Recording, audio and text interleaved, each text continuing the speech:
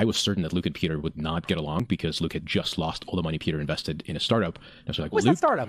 It's called Smart Cal. Of course. I've Smart Cal. It was a calendar. Like, remember the whole wave of like calendar companies? Yeah. It was one of those. It didn't work for anything as far as I remember, but I remember hanging out in his office and kind of watching how a startup was shutting down, and it was really sad. So as Luke wound down SmartCal, I told Peter kind of with trepidation, hey, but I never had investors up until this point. So I was really not familiar with this relationship you have with your investors if you lost their money. So I was telling Peter, hey, so Luke is a really bright dude, is really worth trying to maybe work with again. I understand SmartCal, you must. So he's like, oh, of course, yes, I should have thought of it myself. I'm like, oh, so you're not pissed at him? Like, no, he's brilliant. Yeah. And so he recruited Luke while I went back to Illinois and recruited the two brightest kids I knew in college. So the first founding crew of PayPal was Peter and I, Luke and Kenny on the business side, and this guy, Russ Simmons, and another guy named Yupan.